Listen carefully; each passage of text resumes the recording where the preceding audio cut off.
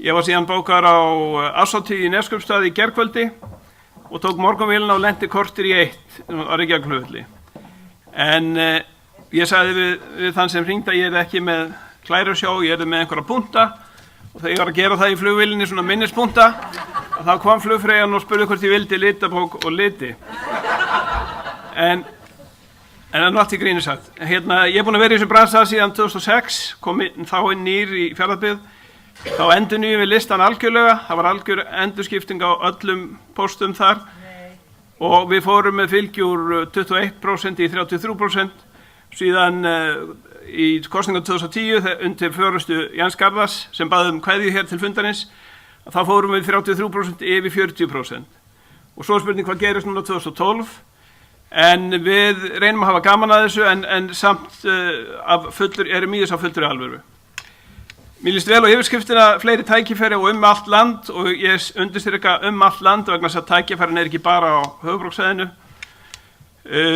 Ég setti sem að punkt úr ýmsum áttum undir þessum lið grasrót og kosningar en fer tiltölulega frjálslega með og vítt yfir.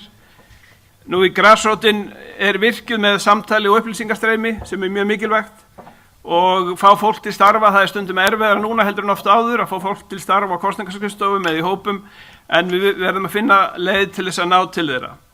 Við þurfum að fá fólk og álit fólks og tillögur varðandi málefnavinnuna.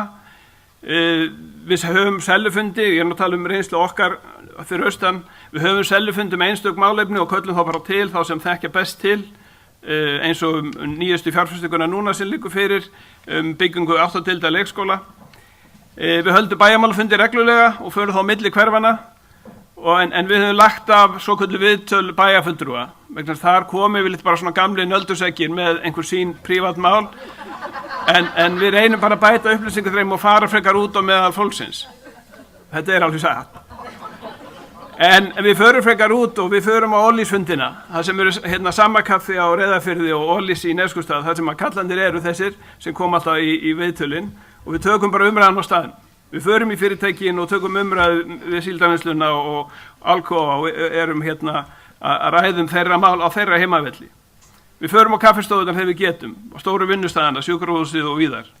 Og síðan notum við miðlana, sem sagt heimasíðu Fjarðabyggðar, Facebook síðu okkar núna, við erum búin að stofna nýja vinnusíðu, XD, fyrir hópin sem bara fyrir frambjóðendur, þar sem við setjum inn hugmyndir bara sem koma klukkan 11:30 á kvöldin eða kortir í gengin í 1 eða eitthvað. Og við erum þannig sýnileg. Við vorum með heimasíðu fyrir síðustu kosningar, við notum heimasíðu sveitarfélagsins til að koma málum og upplýsingum á framfæri og síðan virkjum við fólk með okkur.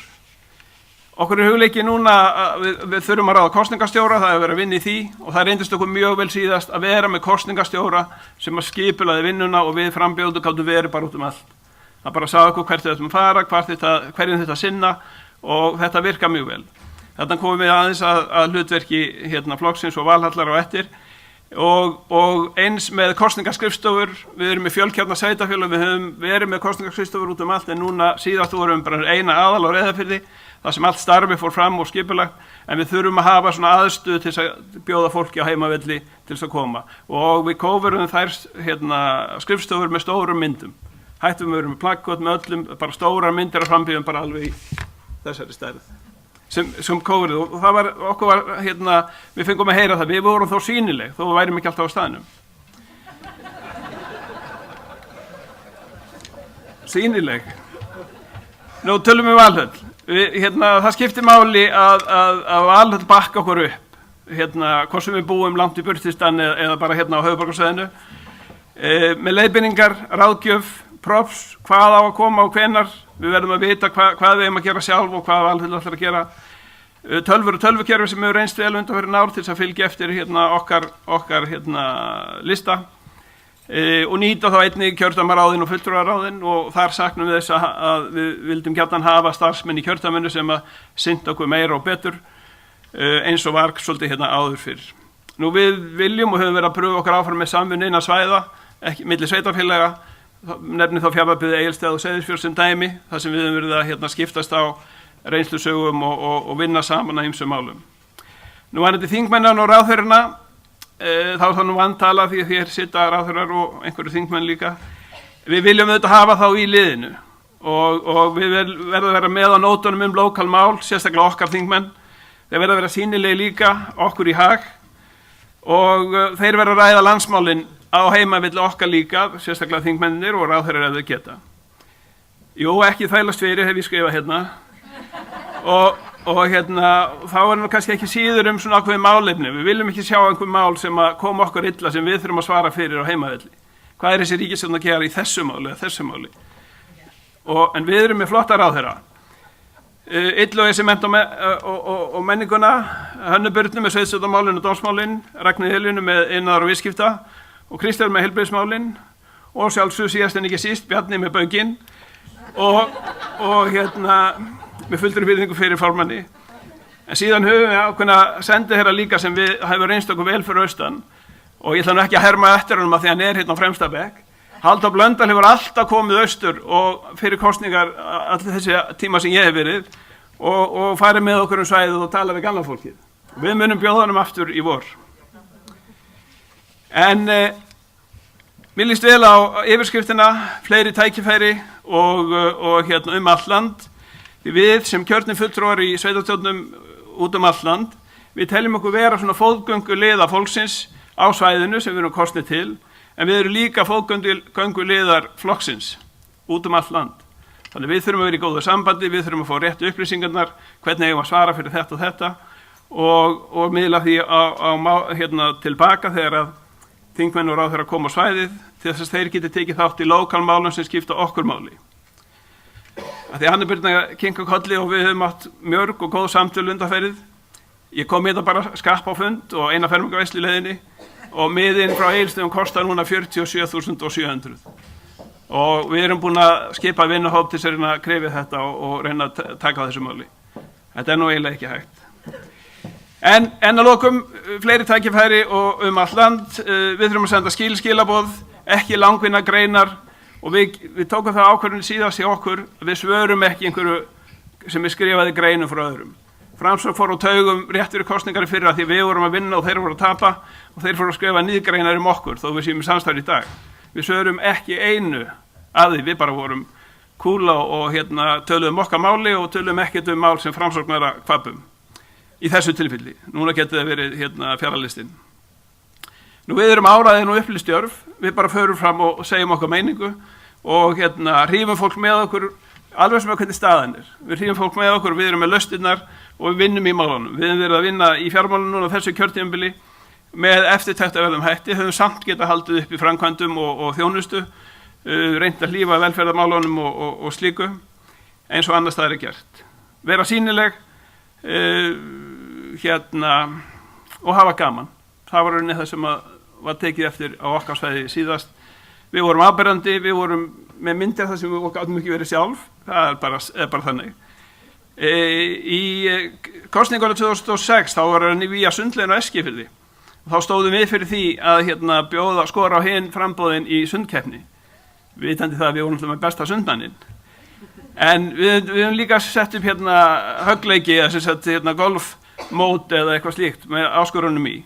Við höfum farið á fjöll, farið á Hólmatindinn fyrir síðustu kosningar. Við settum það á forsíðu dagskrárinnar og vikuna síðar á forsíðu Austurgluggans að við náðum á tindinn. Þetta er svona, fær fólk með okkur í lið. Og við vorum með skýri skilaboð í okkar kosningabæklingum.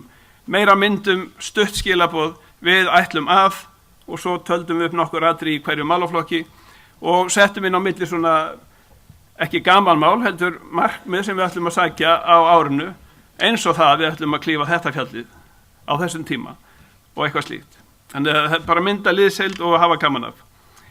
En þannig að það skiptir máli, ég vil þó sem að vinna í erfiðustu málum og alvarlegum, að fólki svona finnist, það er erfitt að fá fólk núna erfiðar heldur en áður að fá fólk í starfið. Við finnum fyrir því að taka umræðan á heimavelli og hafa gaman af því sem við erum að gera. Og það smitar út frá sér, fólk kemur frekar til okkar heldur en annars staðar á kosningaskrifstofunnar, jafnvel þó að þeir hafi verið að kjósa einhverja aðra áður fyrr. Talandi frá sem íbúi í Neskaupstað, það sem að var Litla Moskva kölluð áður. Það sagði við maður sem var komin á 8 ára aldur eftir síðustu kosningar og við vorum búin að áttum hennar kosningasigur og búin að mynda meirihluta. Hann sagði við mig, þetta maður sem allir taka mark á, hann sagði Valdimar, ekki hélt ég að ég myndi upplifa það, komin á áttræðisaldur, að bæjarstjórnin í Neskaupstað af öllum stöðum yrði einhvern tímann stjórnað af sjálfstæðismönnum. Take it away.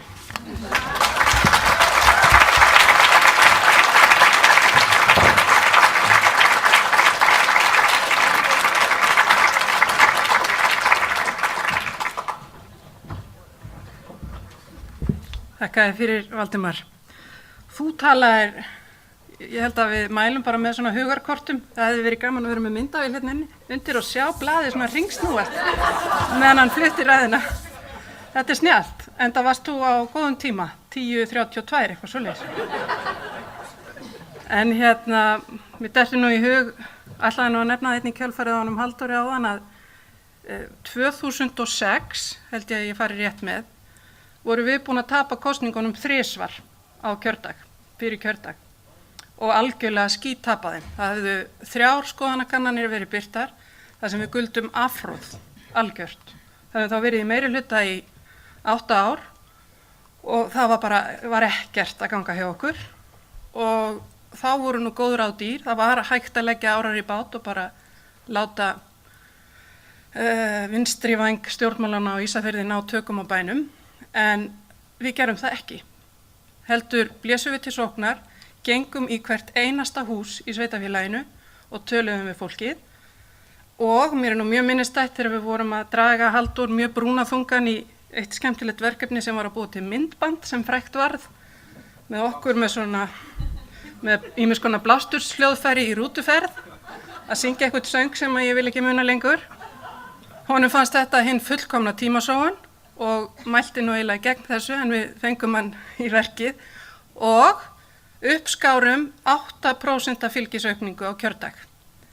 Við sáum hvernig vinstri vængurinn var bara farin að láta sig hlakka til verksins og var hættur að vinna. Þannig að það er ekkert útilokað í pólitík, hvorki í Reykjavíkurborg né annar staðar. Þannig að ég hlakka til að sjá viðsnúningin sem ég veit á eftir að verða hér í borginni.